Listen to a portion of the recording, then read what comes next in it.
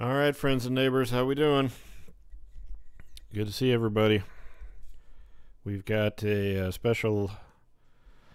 Well, I don't know if it's even special anymore. This is pretty much just kind of what we do these days.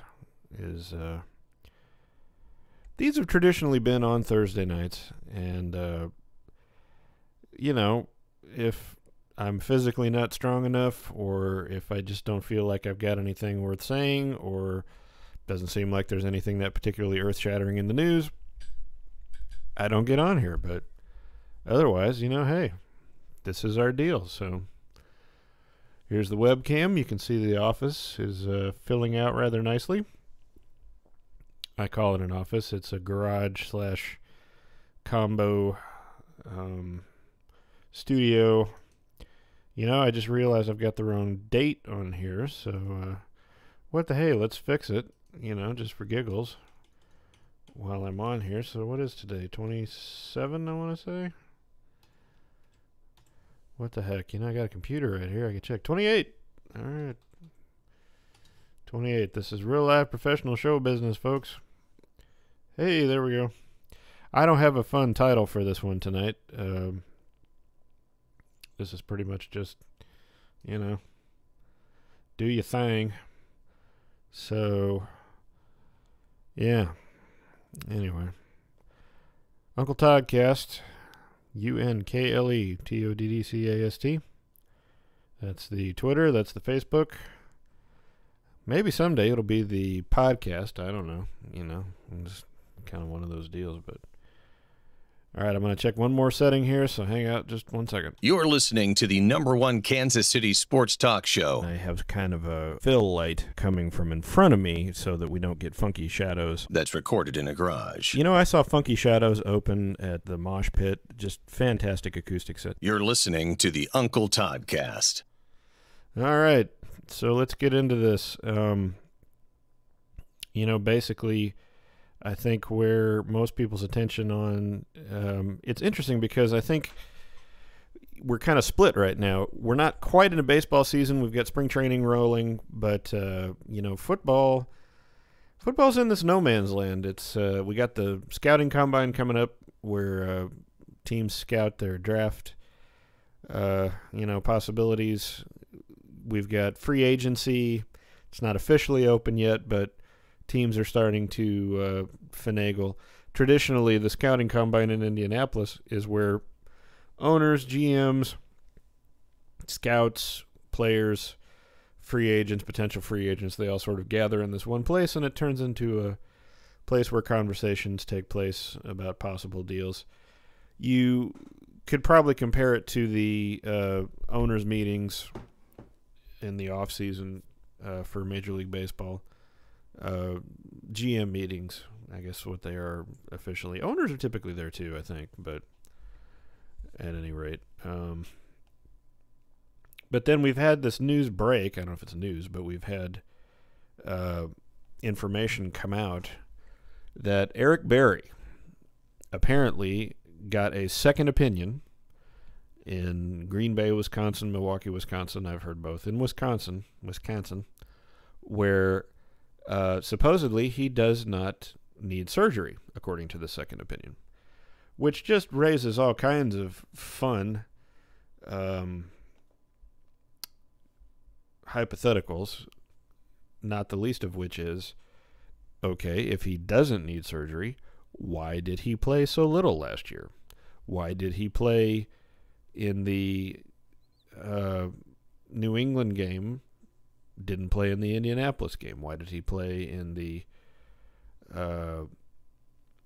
lead up to, he didn't play in the Raider game,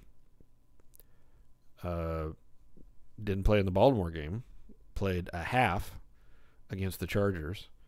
Essentially, Eric Berry played 3 games, all of which they lost. But in the case of the Charger game,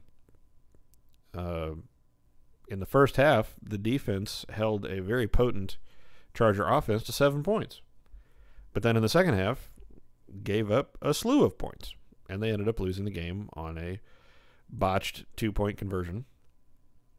Excuse me, the conversion was successful. The defensive coverage was botched. And the exact same thing happened when the Chargers played their final game heading into the playoffs. Or was it the wild card game? I can't remember. They would have been a wild card. So it must have been the wild card game. Because the Chargers won the wild card and then ended up facing the Patriots and got slaughtered. At any rate, so Eric Berry, second opinion, doesn't need surgery. Andy Reid, Brett Veach, both saying things look positive. Andy Reid said that Eric Berry didn't need surgery, but then he caught himself and said isn't having surgery, which is telling in and of itself, because you're sort of like, to me, my brain sort of goes, was it one of those things like a courthouse deposition where, your attorneys who are suing you, are looking for you to slip up, and the people who are defending your employer, let's say, are saying, here's what you can say, here's what you cannot say. So you end up sounding like a jerk because you basically are only saying, I see the photograph. I see the arrow indicated on the photograph. That's all you can say. But, it sounds like you're being evasive, or it looks like you don't care about the subject of the lawsuit or whatever. It's horrible. So my point is that, I don't know why anyone thinks, for instance, there's a congressional hearing going on right now, and I see people tweeting about this, and they're upset because no one's saying anything. And I sit here and I go, does anyone in the history of ever think that any ground is going to be broken in these things? Everything's been negotiated ahead of time. It's theater. It's like, the president goes overseas to work on a treaty. I guarantee you every detail, every period, every comma, every I, every T has been worked out before anyone gets on a plane. And, I think in the case of what just happened, the parties get to the table and one person says, yeah, we're not doing that. Okay, well, we're out of here. There's nothing to negotiate. All the negotiation took place weeks and months before we ever got to this point. Rolling this back to Eric Berry, what I'm talking about is the Chiefs have already decided what they're going to do. If they decide they're going to roll with Eric Berry, that's already on the table, and they are having to strategize how they're going to handle the free agent market and drafting accordingly. Assuming they're going to have him on the roster, they don't have that roster spot, they don't have that money, they don't have a need maybe for a frontline safety.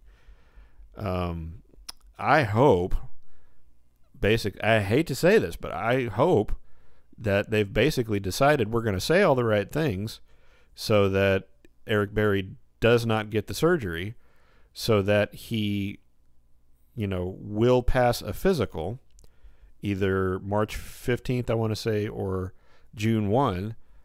The Chiefs can cut him, and they can take all of the dead money cap hit right now. If they cut him before March, if they cut him before March 15th, they can cut him and they can take all the dead money cap hit right now. If they wait until June 1st, which the only benefit to that would be if you're going to have some sort of organized team activities or something like that, and you get to actually see him try to do anything athletic, and then you can reasonably say, yes, he can go, no, he can't go. If they wait until June 1st and they cut him, they have to take the dead cap hit over 2 seasons. So part of it this season, part of it next season. Advantages both ways. But to me, I don't understand what changed, in an off season of doing nothing. He had no surgery. He had no treatment that he's spoken of publicly. So, bones don't typically grow in the opposite direction for no good reason. So are you actually going to run through another season where you are a Super Bowl favorite, where you are on the clock with your MVP quarterback on his rookie contract? Are you really going to, go with a supposed frontline safety who is day to day for 13 games like he was last season? I think you have to move on. I hate to say that. Brett Veach or Justin Houston's agent or someone is starting fires out there that the Chiefs are going to trade Justin Houston. Very possible. The guy was good last year. He's not what he was. He's a year older, and you only have him for a short amount of time. So if you can get some value for him, if you can trade him away, and if you can get, draft compensation, if you can offload some, salary and open up some cap space, that's valuable. I mean, it's going to be hard to replace Justin Houston, but here's the overarching thing. You're going to hear me say this 100 times if you listen to me at all, over the next 2 or 3 years. You have an MVP caliber quarterback on his rookie deal. Everything else has to take not just a back seat, but it has to be in the U-Haul on the bike rack way in the back, okay? So if that means you have to cut, quote-unquote marquee players, then you do it, because you cannot mess up the salary cap. You cannot mess up your roster. Everything has to focus on, we have Patrick Mahomes. We have Patrick Mahomes for a finite amount of time before we have to destroy the payroll to keep him for the next period of time. Hey, Matt. How you doing, man? Thank you to everyone who's tuned in. Randy, Ben, Steve, Michael, Matt, Sherry, and Matthew. I don't know if you prefer Matthew because I have another Matt on here. So, there's a lot of people who were upset when I was saying, they're not going to keep Dee Ford and Justin Houston, or who, I wasn't saying you need to cut Dee Ford. I'm saying you have to make that decision. Now, this was before they hired Steve Spagnuolo. You have to make the decision about who fits into the system going forward. The thing that I can't stop thinking about is the Chiefs had the 31st ranked defense, next to last ranked defense. They did not have Eric Berry, even though he had a roster spot and was not on IR, was not designated for anything, and they still made it all the way to overtime in the AFC Championship game. You have to do whatever you can, first of all, to get a better defense, but second of all, to set yourself up so when the time comes, you are structured in a way where you can give Patrick Mahomes $20 million a year for however many years he will allow you. Give him a freaking Bryce Harper deal. Sign him for 20 years. He's a young kid. He's in great shape. I mean, quarterbacks right now, what do we have, like a 41-year-old quarterback in the league? Don't we have a 43-year-old quarterback? I lose track, or maybe 43 is the oldest to have ever played. I don't know. But I'd have to think, barring some kind of catastrophic injury, which the odds of that seem much lower now with the rules and the way refs are, saying you can't land with your full body weight on QBs. Though it kind of seemed like they backed off a little bit on that, as the year wore on. I'm not sure about that, but,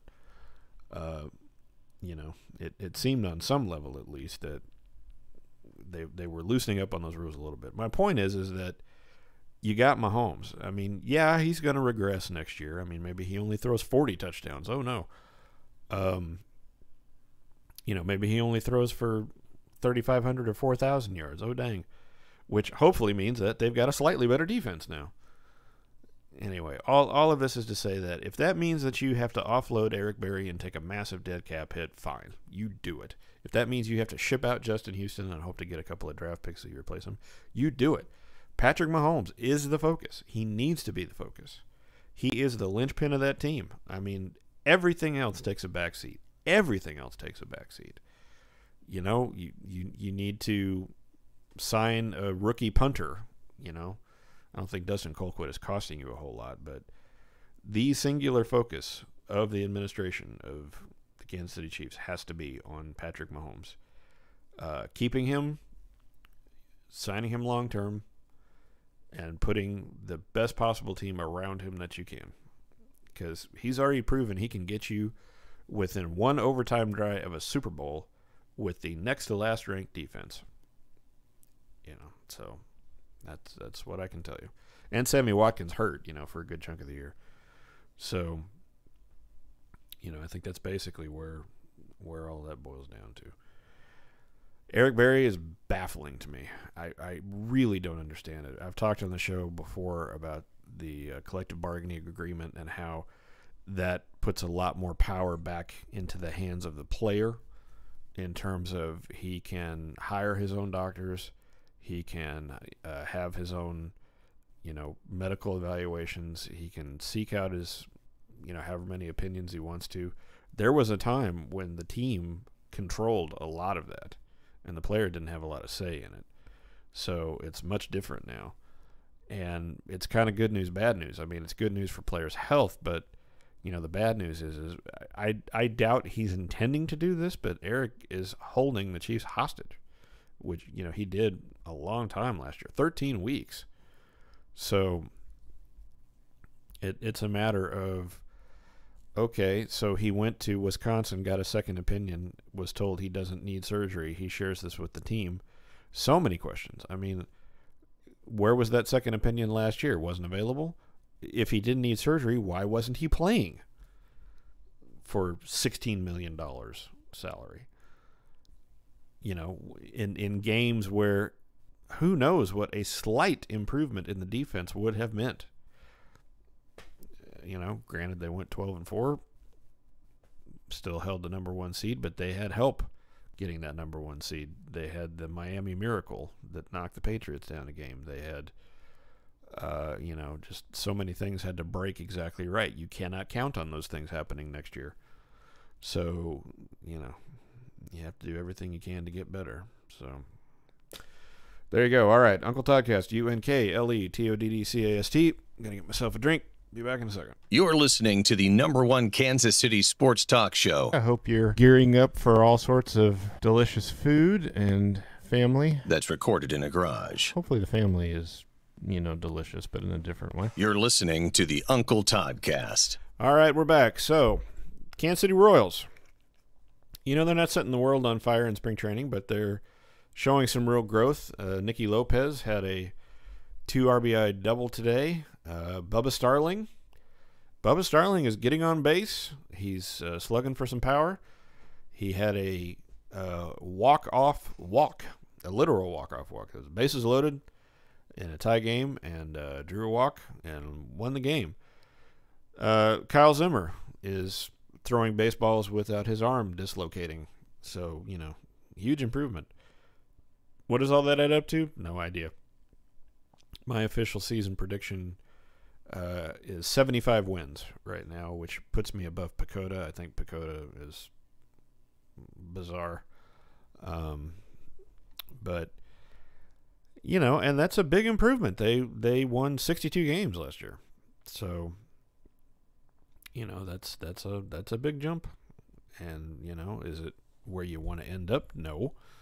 But if you can improve your team by, what is that, like a 13-win improvement?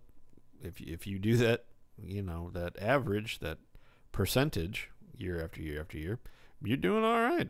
And not perfect, but you're doing all right. So, I'm so looking forward to watching a full season of Adalberto Mondesi. Let's see, I can't do the weatherman look real good. That's him back there. I got his autograph, which was pretty fun. Looking forward to another season of Whit Merrifield. It's incredible. I mean, it's such a great story of, a guy who wasn't, a slam dunk that the guy was going to make the big league club, makes the big league club, and has led the league, might have even led baseball in, stolen bases and hits, inked a long-term deal, going to be here for the foreseeable future. And, if things just completely crater, then you have a very attractive trade piece because you have him on a club-friendly contract that you can share with a trade partner. So, I'll be straight with you guys. I'm in a little bit of a mental fog. My symptoms have gotten a little worse. In some ways, I'm managing a little better, but it's tough. And I'm not going to sit here and whine about it. So, just so you know, if I trail off, if there's a long silence, that's probably why. So appreciate your patience with all that. Anyway, reading tweets about the Apollo 11 movie. I'm looking forward to seeing that. They've evidently unearthed 70 millimeter film from 1969 that has never been cataloged. It's never been digitally transferred. It's never been shown anywhere. And a director actually went and he's cut together audio and film from the Apollo 11 mission without cutaways, without interviews, without any of this stuff.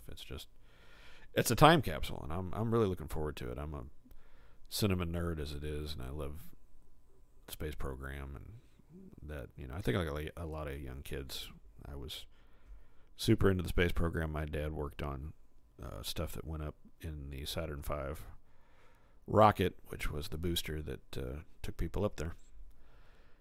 And pieces of the space shuttle were built in my little hometown of Atchison, Kansas. There was a Rockwell steel foundry, and they built parts of the solid rocket boosters that went up. Yeah, I'm looking forward to it. Now, here's a funny story. I have invited my dad to go with me. I love going with him because he's the guy who got me interested in many, many things. I mean, he taught me much of what I know about electronics and about audio and, baseball and who knows what else. But it's special for me because I didn't put together in my mind that things that I had heard him talk about were part of the space program. It's hard to remember there was a time in America when there wasn't a NASA. Like, I don't know why, but it just doesn't register with me that one day there was not a NASA and the next day there was. And, the government basically merged several existing labs and college departments and this kind of thing into what we now know as the National Aeronautics and Space Administration. And some of the stuff that my dad worked on, and I want to say his lab, Advanced Kinetics, was absorbed into that. So anyway, I didn't know this for years. I'd heard him talk about, putting himself through school at Advanced Kinetics. He was in Southern California in the 50s and 60s, and it just never registered with me until years later. So it's always kind of been a thing with me. So I'm really anxious to see that. My parents got married the week of the moon landing, so their 50th anniversary is coming up. Part of why this movie's coming out is it's the 50th anniversary of Apollo 11. So, I could cheat. I always knew when my parents' anniversary was and what year it was because there'd be some observation of Apollo 11. So, at any rate, over the years, they've found photos of their wedding and of their reception, and I've gotten to restore those as technology's gotten better with Photoshop and, photo editing software and this kind of thing. So I can only imagine what the footage is going to be like that they've found and transferred and restored digitally. So at any rate, it's only in IMAX theaters this week, and then March 8th it goes wide. Again, I'm such a nerd that I have made contact with the company that's promoting this thing, and I'm learning about it. So, yeah, if it's not evident to you by now that that's part of my wiring, I don't know what to tell you. So, at any rate, Matt, I'm guessing it's just you and me for a lot of this stuff.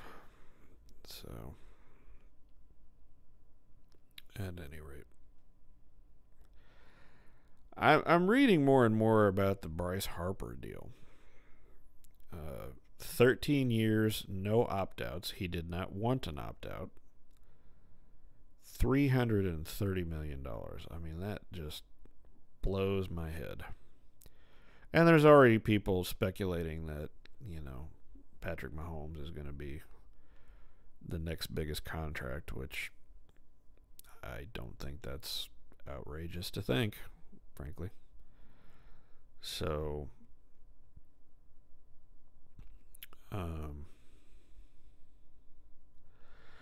on a delay, man, so I think I got your comments in context, but hard to say.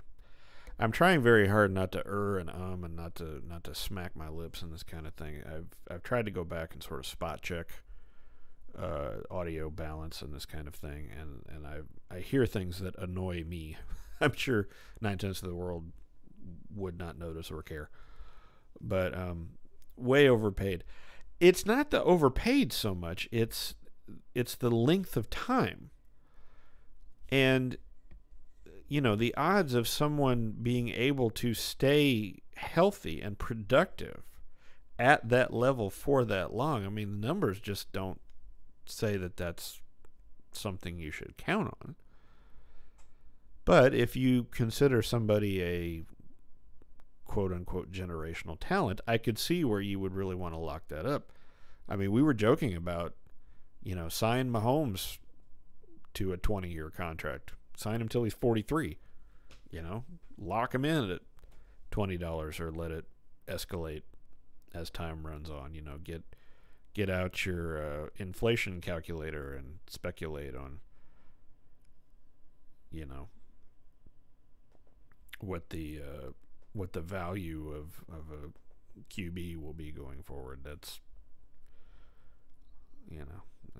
which, who knows? Actuarial tables, I guess, will get you in the neighborhood, but it's not going to nail it. So, I don't know how that would work, but it's, as my grandmother would say, it's better than a kick in the teeth. So, I mean, you look at Mike Trout. He's had some injury-shortened seasons. He's had seasons where he's been, really good.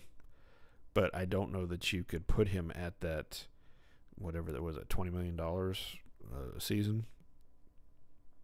I mean, it's very hard to see how that's a good value for money over that length of time. You're basically saying he's, I don't even know that you could say he's going to retire as a member of the Phillies, but I mean, he's going to be on his last deal, or what you would presume is his last deal. I don't know that you could say he's going to retire in 13 years. He's very young, and guys are in better shape, but sports is tough on the human body regardless of the sport that you play. So Matthew, I don't see any way this Harper deal is good for Philadelphia long term. He has shown to be prone to injury and inconsistent. I know that when he is on, he is way on. Well, that's what you're banking on. I mean, I'd have to assume that they structured that contract thinking, we're going to have some up years, we're going to have some down years. I think they're assuming he's going to have some MVP years. So over the life of the contract, they'll be okay.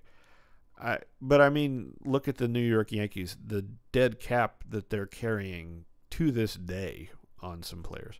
Texas Rangers had deals that went an inordinate amount of time, and towards the end, I don't know how you could see those contracts being good value. I mean, they didn't sink the team, but they certainly didn't help them, get over a huge hump. So, I mean, if you're the Yankees, you can get away with that, or the Dodgers. But there's at least 25 other teams that if they take a flyer like that, Philadelphia, hey, Freudian slip. I really don't see how that's great value. But like I say, I presume they made that deal thinking that they would get 7 good years out of it. And they had to pay 13 to get it. Don't forget the Dodgers were in on the Harper lottery. And, I'm curious now because the report that I saw said that they were interested in a short-term deal. Well, good grief. I mean, 7 years would be short-term as compared to 13. So, relatively, I'm fascinated now to hear what the Dodgers were all about. But the Dodgers, it's the good news, bad news of having a massive payroll. You're almost always in win now mode if you operate that way. Because if you're shelling out that kind of money, unless you're drafting guys that you want to sign for 7 to 13 years, you're not going to be laying out that kind of cash on long-term contracts. You're buying free agents. You're renting players, more or less, for a short period of time. And, sorry, distracted, phone buzzed. Nope, nothing time sensitive. All right.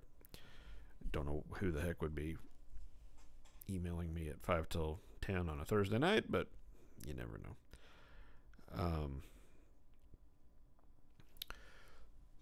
So, I guess my point in all that is to say, okay, for instance, if you could lock down Adalberto Mondesi for 13 years for, $7 to $10 million a year, I'd sign up for that right now. Craig, sorry I'm late. Dude, I was actually early, so no worries about that.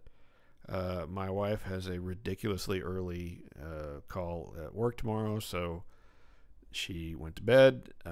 I was now. See, tonight was the first night that I even attempted to watch the new Star Trek Discovery when it's posted. It goes up at 8:30 KC time on Thursday nights.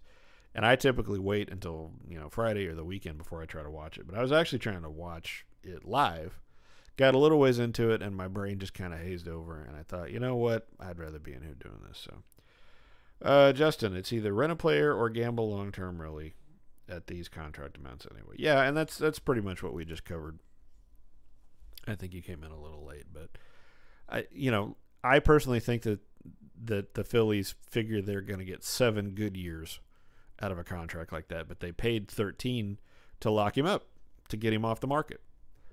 And it's kind of the Royals GM Dayton Moore's philosophy of it's a great trade piece. If your plan goes south, you flip them for draft picks at you flip club control. So, this is not a good comparison, but you take as an example Whit Merrifield. If Dayton Moore's plan completely craters, he now has a solid second baseman who's under a very club-friendly contract for a few years that he could easily flip for some good draft picks. How do I feel about Discovery? Matthew has seen the first season, but haven't seen season 2 at all. I like it. Now, it's funny you asked me that, Matthew, because for whatever reason, I have no idea why, I just kind of started pontificating is the best word I can think of about Discovery. I'm amazed at the production value that CBS is putting into this thing. To me, the flavor of it is Trek Next Generation, which I think was late 80s, early 90s. But it was Paramount Studios. It was a movie studio that was basically producing it. It was Paramount TV, but there were, pretty high production values. So Discovery, I understand why they're doing it the way they can. They swear, they have openly gay characters. They have, interracial things, all these things that they might be a little afraid to tackle on over-the-air broadcast TV. They can have much longer story arcs. They can have story arcs that go many, many episodes. So I think the first season, was 13 episodes. They had character arcs and story arcs that went over several episodes. Your typical episodic broadcast TV show, they want it to be somewhat self-contained. So if you haven't watched the previous ones, they can just jump in and get into that. So anyway, I like it. I love Burnham, the lead, great actress, very character driven, although you've got your typical space bandits and weird aliens. Rainn Wilson, best known from The Office. He was Dwight Schrute on The Office. He's in the first season. He's fantastic in the first season. So at any rate, but I'm surprised that they're not offering it in any other form other than, you buy a full season when it's over or you watch it on the app. They want to bring people to the app. It's the HBO model of we don't have to worry about ratings because we exist on subscriber fees. So the money's already there, whether people watch it or not. If they do watch it, we can make some money, selling it on iTunes and on Amazon Prime and this kind of deal. So anyway, I like it. Okay, sorry, back to sports. Stick to sports. Craig, if they don't bomb after signing the huge contract like it seems so many do. And see, that's the thing that always strikes me is historically, long-term free agent contracts never work. You get a window of great value for a short period of time, but almost always the market drives the price so high that it's next to impossible to get the value out of what you end up having to spend. Now the trend is with so many years, you end up with dead money on the roster for I don't know how long. It's kind of ridiculous the amount of time that teams end up having to pay for a player that they get. So, like I say, my wild guess would be that the Phillies are thinking they're going to get 7 good years out of Bryce Harper. They're on the hook for 13 years and $330 million. So they may be thinking, get some great years, and then when the time comes to blow it up and rebuild, we'll trade him away and, get some draft picks back. We'll have to spend this money either way. So, but the good news is you don't have to worry about losing him. You don't have to worry about renegotiating his deal for the next 13 years. Now, there is a no-trade clause, which I found interesting. Bryce Harper did not want an opt-out, but he did want a no-trade. In Minnesota, we call that the Joe Mauer. Yeah, that's the deal. I was trying to think of some player names in my head. I seem to remember that the Rangers, for sure the Yankees, had these deals that just went on and on and on and on. What was it, Moises Alou? I can't remember. Who had these ridiculously long deals that long after they weren't playing anymore, the team was still on the hook for. At any rate, it's just, my dad always says you're worth what the market will pay you. That's the deal. So, is it wise? Well, I guess it depends on the long-term structure of your franchise. If it's a matter of you have to shell out this kind of money to get quality players, yeah. If it's simply a matter of you're going for broke now, well, then I don't know if it is worth it. But it's a gamble. I mean, it's all a gamble when you break it down. My problem with it, I guess, is how many teams are, one star player away from competition. I mean, you look at the teams that go deep in the postseason traditionally, they have a large number of high-end players. It's kind of rare, in my memory anyway, that they have a star. I mean, the Yankees, obviously, you've got Aaron Judge, you've got, Giancarlo Stanton, you've got big names, but was any one of them necessarily the guy? Aaron Judge was hurt for a good portion of last year thanks to a Royals pitcher. And not the Royals. I'm on a delay with your comments there, dude, so yeah, well, the Royals are not a lot of things. Sorry. So I'm not sure how that connected to the convo there, my man. Sorry about that. There's some processing lag in all of this because my computer connects to a box that sends this out to Twitter, Facebook, and YouTube, and then I have a computer open that has the feed on it because unfortunately I can't see everybody's comments unless I am just watching the broadcast. Well, it takes a few seconds for the signal to, go through each step of the signal chain. So if you comment on it, Royals are not one top guy away from being a top team. Yeah, well, but see, that's kind of my point. The Royals are kind of a good example of, now in 2016, 2017, you drop Bryce Harper on those teams, maybe it's all of a sudden a postseason team.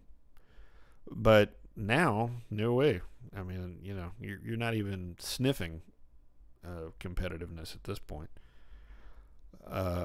So you have to draft and develop. I mean, and I don't know that that's unique to small market teams, because you look at the Yankees, and I mean, they had a ton of big name and high dollar talent, and had a year or 2 or 3 there where they didn't really put it together because they didn't have the pieces.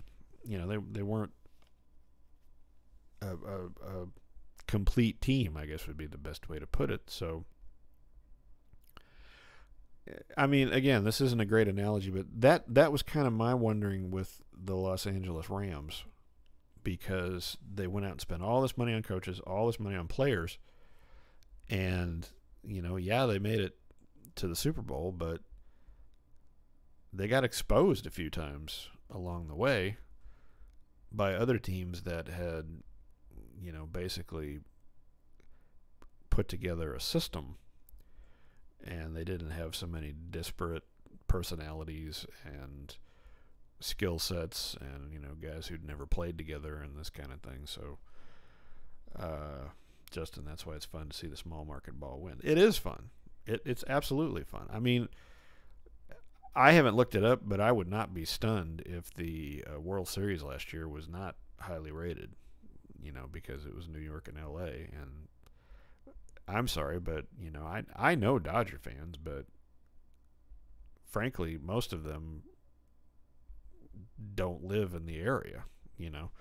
They have some tie to it. They have a family tie, or a friend, or they grew up with somebody who followed it, or, they're nostalgic for Brooklyn. I don't know. But, and Yankee fans, all the Yankee fans that I know have some tie to the area. It's all it is. And I've had this discussion with a lot of people where I almost never meet people who say, I looked at all the teams and I, decided on such and so. There's always some experience. There's some emotional or familial or experiential tie to an organization or a player. I met someone one time who said that a player had come to his elementary school and he played for the Chicago Bears, and so he became a Chicago Bears fan. Great. That's awesome. But, it wasn't a decision of, I think the Bears are going to be good for the next 5 years. So that's fascinating to me. I have no idea why. I guess it's because then we turn around and we act as if, as humans, as fans, we rank somehow higher or lower based on how these teams do, even though it's completely unrelated to our decision-making capabilities or our analytical process or our ability to choose one good team over another. I always thought Seinfeld put it best when he said, we're rooting for laundry. Because, if that guy's wearing my shirt, then I'm going to root for him. But, now, Eric Hosmer's wearing a Padre shirt, so I'm not going to root for him. That really has nothing to do with that so much as, his behavior hit me wrong a little bit on the way out the door, and he's been exposed a little bit.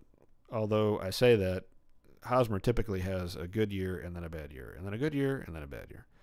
So be interesting to see how all that shakes out. But the odds of the Padres getting good value out of that Hosmer contract, never mind the Machado contract. I mean, it's pretty long. But again, you want that guy.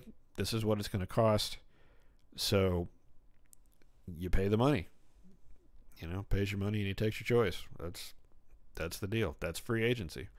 You almost always have to overpay in free agency. It just never fails. So,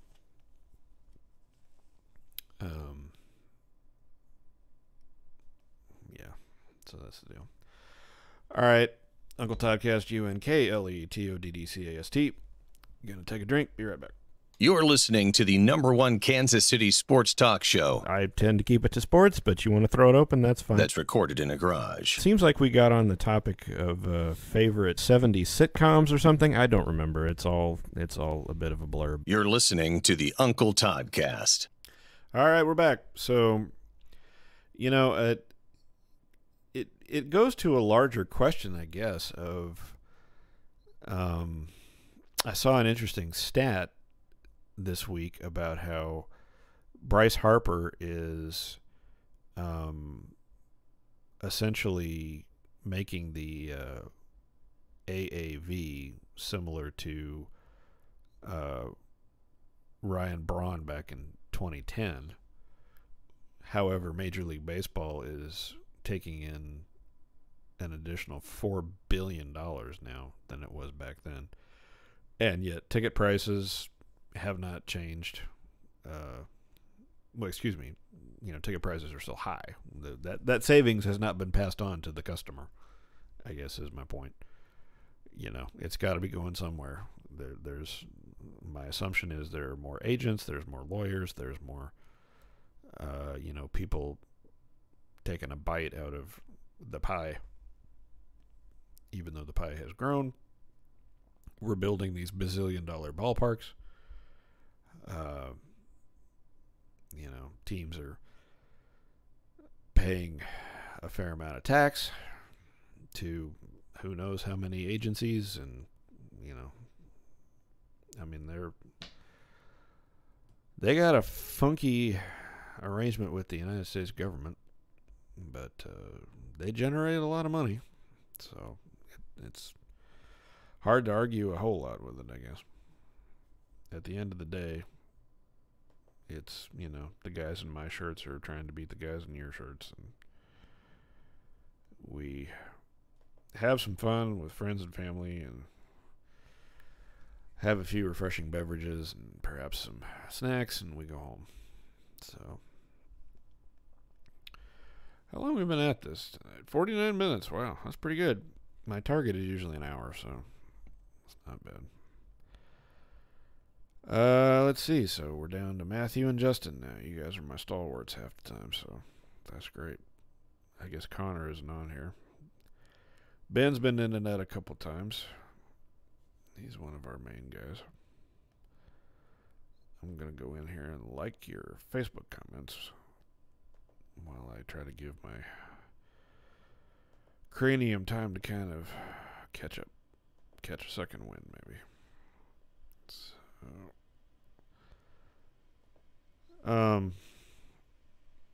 See your comments about Discovery, Matthew. I honestly think season 2 is better. I think they've actually spent some more time writing it. I think they've kind of found their voice a little more. They're getting a little more adventurous with the settings. They're going to more universes. They're taking some risks with the character development. I like it. So I love Ben. I haven't seen him in person for a while. I was hoping to get to the Worship Leader Fellowship this last week, but just couldn't do it. Yeah, I enjoy following his social media, his kids who are now leading worship and writing songs, and it's just, cats in the cradle, man. Circle of life. I don't know. Pick your cliche. So, all right. Well, I think I've covered everything I had intended to so far. I hadn't planned to talk about Star Trek, but I'm happy to do it. I'm not a... somebody at my last church got it in their heads that I was a Star Wars fan, and I mean, I'd never really thought about it, and I sort of unpacked it with them because there was this person was in the choir, and there was another person in the choir who was like closer to Ben level Star Wars fan, like, read the novels, knew the canon, had seen the animated series, had seen the Clone Wars and that kind of thing. And I'm sitting here going, I've seen the theatrical films and that's it. I have no other. I've seen the infamous holiday special. That's bizarre. I've done a fair amount of the John Williams music throughout my musical career. I've conducted it for school orchestras, and I've played it, for several groups, and I'm hot and cold on John Williams. It's hard to argue with his results, but there sometimes I feel like he's a little derivative of his own stuff and of other people. But I'm like, hey, he's an icon in American music, so what are you gonna do? But I'm like, I when she brought up Star Wars, like Ben was instantly popped into my head. I'm like, now that guy is a Star Wars fan. Like I'm a pisher compared to that guy. There was a Saturday Night Live sketch where I can't even remember the exact premise, but it was a commercial. It was a digital short kind of deal, and it was about, Star Wars, collecting Star Wars stuff. And I kind of showed that to these people in the choir, and I was like, now these are Star Wars. Like, I'm not in their league. So Star Trek would be the same deal. Like, I was a big fan of Next Generation. I loved Deep Space Nine. I enjoyed Voyager. I didn't go with them to Scott Bakula's Enterprise deal. Never got into that one. Seeing all the theatrical movies.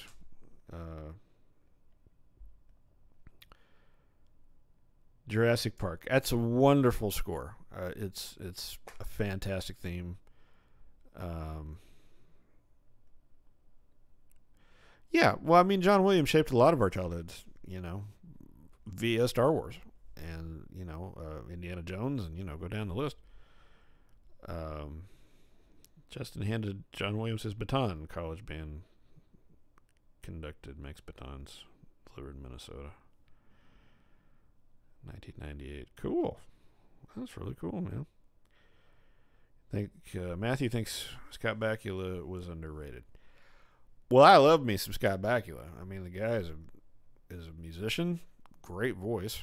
I mean, Quantum Leap is a fixture in American TV. I never watched that iteration of it. I don't know why.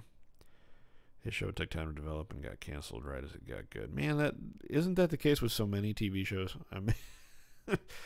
I mean, seriously, like, I loved Sports Night, which was on ABC as The West Wing was developing. They were both written by the same guy named Aaron Sorkin. And Sports Night ABC did not do a good job of putting it in a place where it could find an audience. And this is pre-streaming. This is the internet was around, but I mean, they weren't putting stuff up where anybody could watch it at any time.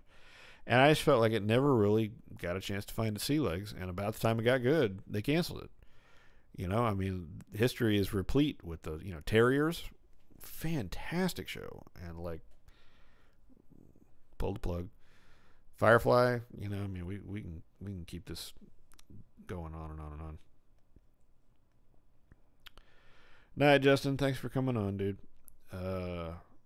Matthew should give Enterprise. Dude, I never gave it a first shot. I mean, again, it's not that I didn't like it or didn't want to. I just didn't. I really think that was during a super busy ministry season for me when that was on, and I just flat wasn't watching TV, so it just really passed me by. So yeah, I guess I could hunt it up, and give it a shot. But Boston Legal, another good one, yeah. There again, I never got into that one, which is surprising because it has William Shatner. Which, come on, yeah, Firefly, man, I will still watch those. They rerun them on, I think, on Sci-Fi. And the Serenity movie, I mean, just the acting was awesome. Stories were fun. Boston Legal, there again, I think actually the reason I never got to Boston Legal was I was coming off a long string. We watched The Practice. We watched.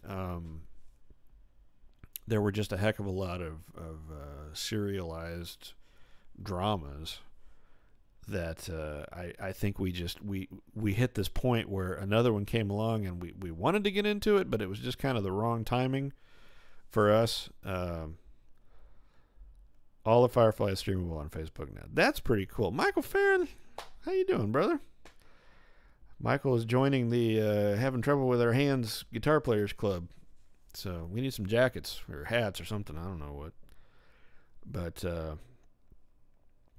yeah. So, Michael, like, what's your TV show that, like, you got into it and they pulled the plug before it, kind of. We ran through all the sports stuff and we've found our way over to shows. We were talking Star Trek and we were talking shows that like kind of, so we listed Terriers, we listed Boston Legal, we listed Matthew brought up Star Trek Enterprise, which I didn't get on to. So I know you got one. Man. Everybody has one. I'm trying to think of other shows that like I started to get into them and then they just shut it down. It was Timeless. That's a recent one. I really got into that one, and yeah, there were all these kind of historical variations and this kind of thing, but just the Abigail Breslin and the. Yeah, I mean, it ain't Trek. This wasn't Trek focused. This was, what's a TV show that you started to get into, and maybe it only lasted, 1 or 2 seasons, and it was getting good, and they pulled the plug on it. That's how the conversation started. Was, I guess, Matthew, how many seasons did Trek Enterprise go? I don't even know. So at any rate, I was just saying, I enjoyed a lot of the Trek franchises, but that one kind of passed me by. So, anyway, he was encouraging me to do it. Bosom Buddies, there you go. Like that one, yes, man. That goes back a long way. So that was Tom Hanks, and was it Peter Scolari? I want to say it was the guy who went on to be in the second Newhart show. I remember that. Alf. Man, Alf was weird. I mean, it was hilarious, but Enterprise got 4. I mean, Alf was like, it just seemed like it was like this this Borscht Belt Jewish comic type of vibe, for this puppet. I loved it. I watched it, but the the main character just. I mean, today I would equate it to Robert Smigel doing Triumph the Insult Comic Dog, who I love. But, yeah, I mean, that's out there too on one of these, 0.2, 0.3 local TV stations, MeTV or Antenna TV or one of those. Like, you can find Alf. I've seen it. It's out there. But yeah. Yeah, I mean, it was hilarious, but it was, I mean, to me, it was kind of like the San Diego Chicken mascot, I mean, it was funny, but you weren't sure why. It was just kind of this odd dynamic. Matthew has heard something about an Alf reboot.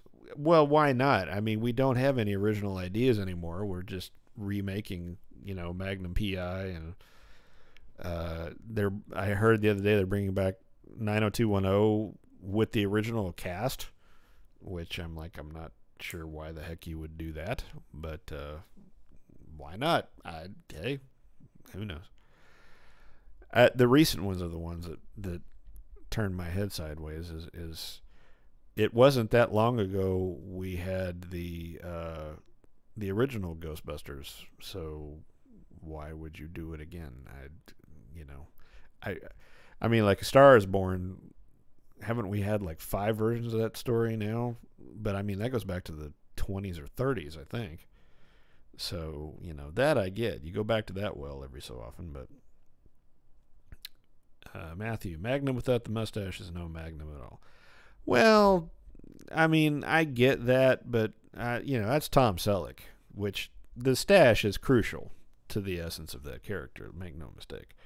But, I didn't see the point of it. I mean, now, I will confess that my wife and I were into the Hawaii Five-0 reboot early on. Like, we enjoyed it. But now it just seems like it's been going way too long. I mean, I don't know why. But, okay, now here's one. I'm not sure how long it went, but Silver Spoons. How about that one? With Ricky Schroeder and I can't remember the lead guy's name. I started to say Joel Grey, but that doesn't sound right. Because you're just kind of like, and the gal was Aaron Gray. Oh, maybe that's what I'm thinking of. Who was on Buck Rogers? She was like the female lead on Buck Rogers. And you're just like, how long can the Alfonso Ribeiro, the Carlton, that thing, same dude. It's like this premise that you're like, no way can they keep milking this thing out for however many seasons, and sure enough. But it seemed like kind of when they got a good balance of characters, and I think Jason Bateman was on it back in the day. Farron, 2 thumbs down on the latest MacGyver reboot. See, there again, why mess with MacGyver? That's like, why reboot Magnum? I mean, it's a classic. You're trying to cash in on some comfort level and recognition, and I got that, but I mean, really, are we that devoid of original idea? Maybe we are. I mean, my dad always would say, well, when are you going to write it then? When I would complain about the quality of, country music or something, he's like, well, his attitude is basically, well, then you got to shut up and write your own.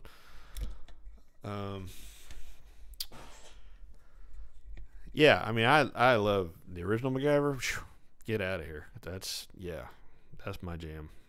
But, I mean, there's a Mythbusters, which, again, I love Mythbusters. There's a Mythbusters episode where they actually build and try some MacGyver scenes, and it is just fantastic. So, I can't do the Carlton. I don't even know if I could do it standing up, but I sure can't do it sitting down. I'm a big user of the Carlton GIF on the social medias. Yeah, it's good stuff. So, all right, give me 1 second. You're listening to the #1 Kansas City sports talk show. I have kind of a fill light coming from in front of me so that we don't get funky shadows. That's recorded in a garage. I saw Funky Shadows open at the Mosh Pit. Just fantastic acoustic set. You're listening to the UnkleToddCast. All right, so Matthew has a couple of comments on here. Farron, great to see you, my man. Back at it. Love you. Stay well. Hope your fingers are improving. All right. Mythbusters MacGyver episode was gold. Yep. There are so many. I mean, I've told people before, I have no idea how we got on this topic, but my all-time favorite deal with Mythbusters was the water heaters. When they would bypass the safety measures on that thing and they'd turn them into rocket ships, basically. I don't know why, but especially like the high speed of the water heater failing and taking off like a rocket was just like, it was spellbinding to me. I have no idea why. But, that's the deal. So, I'm going to go through here and like a few more comments just for giggles.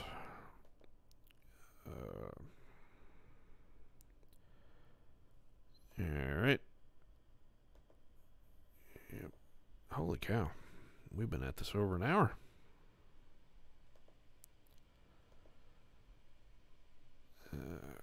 Okay. Whew. Brain fog. Hang in there with me. All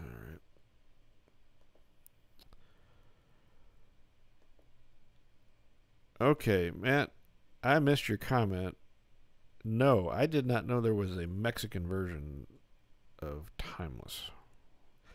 Now, it surprises me, but should not surprise me, that show was derived from an existing show. That should not surprise me.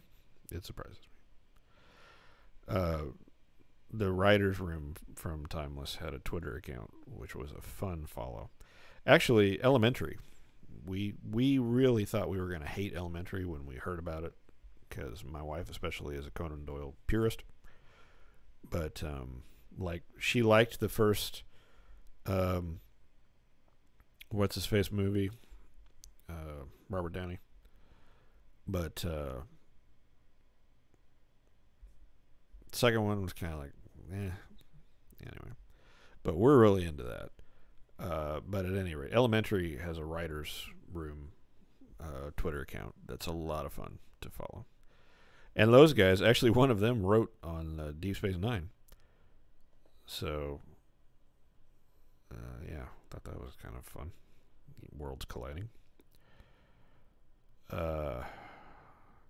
Mexican version was called Il Ministerio del Tiempo. It's the reason the show got canceled. Well, Sherlock on BBC, I mean, that's the gold standard. Come on. Yeah, we were early adopters on that, dude. And again, that's why I thought I wasn't going to like Elementary, but it's actually very enjoyable. We've enjoyed that. Now, when you say it's the reason the show got canceled, you talking about it's the reason the American version got canceled, or the Mexican one got canceled because it got made in America? I get confused on that. Trivia in the grand scheme, but it's interesting to my little brain.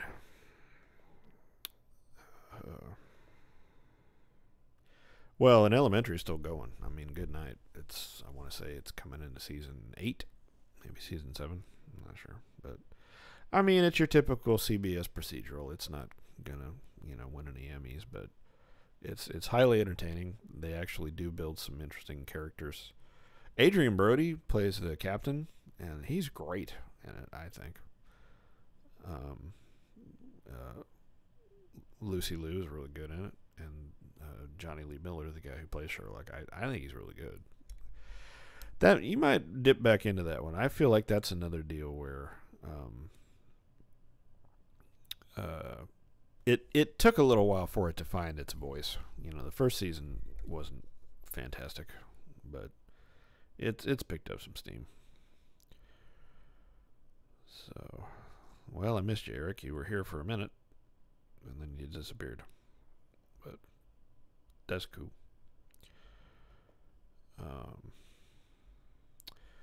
The creator of the Mexican version sued NBC for stealing his pilot because he pitched it to them before. Oh, intrigue.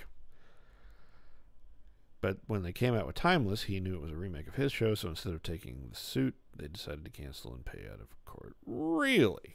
Now, see, I haven't heard any of that. Wow. And here I thought I was a keeper of TV trivia. Wow, that's fascinating. I mean, it shouldn't shock me because it seems like any good idea on American TV was adapted or stolen from another country's television. That just seems to be how we do things. I don't know why. But yeah. So there we go. Man, I'm gonna have to read up on that now. Jeez, man, you educated me on that one. So, hour and 10 minutes. Good grief. Let's see. The show is running, but we are big fans of Blacklist. Now, see, Ellsworth is too, and we've never tried it, which surprises me because we're fans of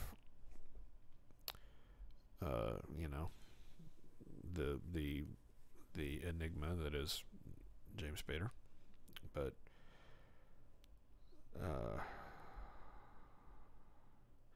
well, 80s Spader is a different animal, as you point out. Yeah. The thing that pops into my head is Sex, Lies, and Videotape, which is a bizarre movie. It's one of those ones I'm like, I don't know how the heck that ever got made. But which, by the way, if you need background amusing podcasting in your life, there is a podcast called How Did This Get Made? And it's some stand-up comedians who find a bad movie, and they tell you what it is ahead of time so you can watch it, and then they basically just make fun of it, kind of Mystery Science Theater style. Not real time, they each have a list and they just kind of riff back and forth on how did this get made. It's really funny. I just popped in my head when I thought about that. So, well, hello there, Mary. Thank you for coming on. The Mexican version is on Netflix. I'll have to find that. We're kind of talking about TV shows that we got into but got canceled or didn't last as long as we hoped it would. So we're firing along. Blacklist, I mean, that's tough because NBC kind of had this string of I'm trying to remember, there was a Allegiance, I want to say it was called. It was like this, Russian spies. I tell people about focus grouping. I've actually gotten to where I do some work with market research and focus groups off and on. And it's hilarious to me because like it registered somewhere that people would watch TV shows based on the theme of Russians in America spying.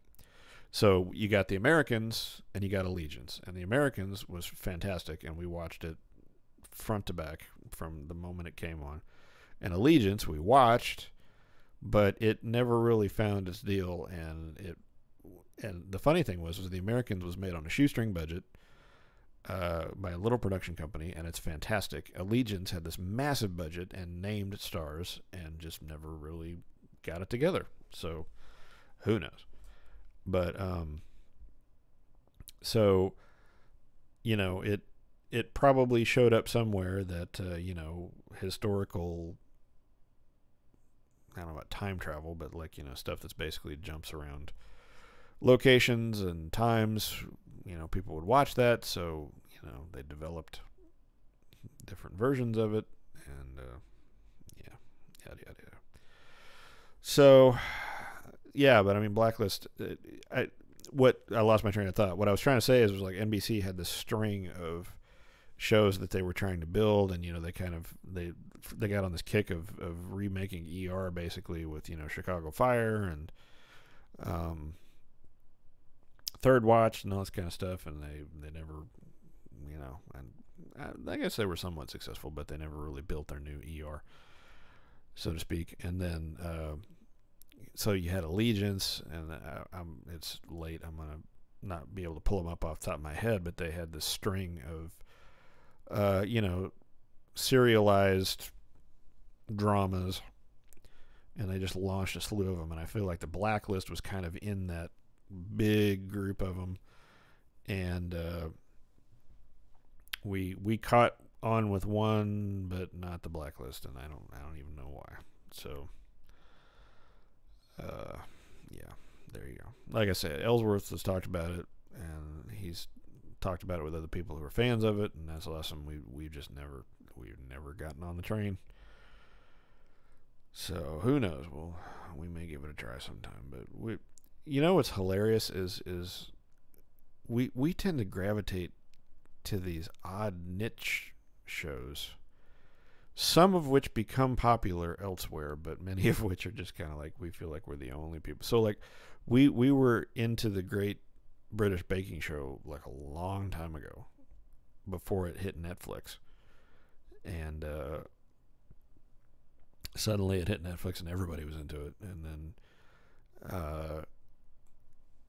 now some people have kind of, but that's kind of our go-to if we need something to have on when we're trying to fall asleep, or if there's just nothing on and there's no sporting ball on and we don't know what to watch. Or Nailed It is another one, on Netflix.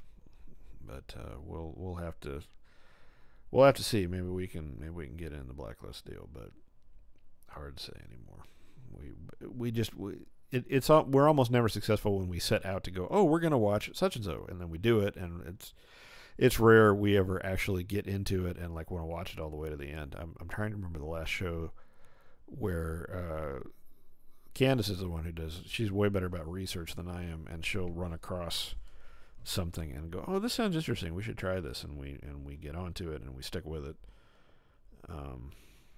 man, for the life of me, I'm not going to remember what the heck the last one was that happened. British Baking Show was one of them, but I mean, like the last thing that we did when we got kind of stuck like that was we went back and we watched Parks and Recreation, which we loved when it was on. Watched it from the beginning to the end because we were into The Office at that point, and they tried to kind of piggyback it on to the Office, but you know, so that we haven't really tried to watch a new to us show for a while. So, best first 5 minutes, the first episode I can remember caught me from there. Well, that's cool. I mean, you have to do that anymore. There's just so many options anymore. That's your deal. You know, you're stuck trying to get an audience. You know, you got to grab somebody right out of the gate. So, whew. All right. Well, I'm running out of things to talk about, never mind how well my brain is operating. So I appreciate you guys coming on here with me, and I'll see if I can maybe try to get back on the schedule of doing these every Thursday. I did them every Wednesday for a while, and that was hard, my rhythm of life. So Thursdays seem to be the time. And I'd probably get better interaction with folks if you just knew I was going to be on here every Thursday night. But the best new to me show I have seen in a while is a Canadian sitcom called Corner Gas, which is on you know, man, I think I've seen the thumbnail for that thing. I haven't watched it. Canada has its own baking show now. There's the Great Canadian Baking Show, which I tried to watch. Yeah, it's a whole other story. I get a little. So it sounds like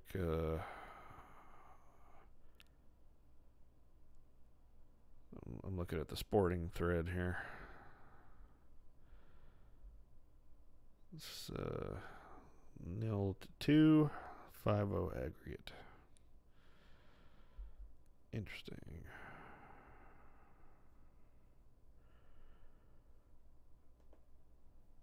It's hard for me to kind of follow this real time, so.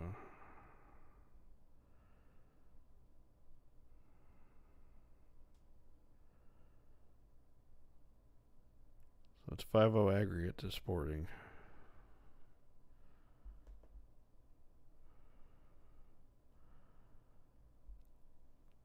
It's 2-0, I guess, is the actual scores. I have a hard enough time following the different leagues' rules, you know, for Premier versus MLS versus whatever. So trying to follow this late at night is just kind of like, eh. No, Canada does not have Paul Hollywood. The other countries have their own presenters. They call them, most other countries, not hosts. But it's a similar style. It's a similar dynamic they're looking for with. You know, typically they have a female judge that's very well known in cooking circles in the country, and then they have a male judge who is a baker. We've actually seen some of the great Australian baking show. Bake Off. Now, that's the funny thing to me is Pillsbury owns they've trademarked the term Bake Off in America. So they cannot call it the Bake Off here, but everywhere else they call it the Bake Off. So it's the Australian Bake Off, the Canadian Bake Off, whatever. But Paul Hollywood, to my knowledge, has only done the UK and the American versions. Now, the funny thing is he's made guest appearances on other country shows, but he's not a regular. And I really just think that's because he's got his own businesses and stuff in the UK, so he's probably a little limited in how much TV he can do. And he's got the Great British Bake Off is big business over there. I mean, yeah, I do too. I call it Bake Off, but sometimes when I'm searching for stuff about it, I have to remind myself that it's officially baking show to avoid trademark infringement. You guys read anything about this Theranos business with Elizabeth Holmes? And I'm on the wait list at the library for this Bad Blood book from John Carreyrou, who's a reporter with the Wall Street Journal. I've really dug into this thing. I'm not sure why, but it's a fascinating story of just how it's almost an emperor's new clothes kind of deal, where everybody wanted the story to be true so badly that or everyone thought everybody else had checked out this technology and this company. So, at one point they actually had a contract with Walgreens to put their blood analyzing thing into Walgreens stores, and so, but it didn't work. It never worked. So at one point, this company's valued at close to $10 billion, and this Elizabeth Holmes is worth like close to $5 billion, but this tech never worked. But, you're in Walgreens, and so everybody else is like, well, they're in Walgreens, it's got to work, right? And her board of directors is like all of these political figures and military figures, Henry Kissinger and George Shultz and General Mattis and Betsy DeVos and all these different people are on the board, but like none of them are doctors, none of them work in healthcare. So here again, we're kind of like, well, surely the FDA has checked this out. No, they hadn't. So to me, it was like the Fire Festival documentaries, if you've watched any of those, where it's basically like we all wanted this festival to exist so badly, we tried to kind of will it into existence, and it didn't work. Anyway, I've been hunting down podcast episodes and reading articles about it. It's a fascinating story. To me, it's sad. A lot of people lost their money. Sounds like some people are going to go to jail over it. But anyway, yeah. All right, my back is hurting, so I think I may have to bail here. But thank you. Hour and 24 minutes. This is awesome. So hopefully some more people will check it out in the archive. Thank you again, and we'll see you next time.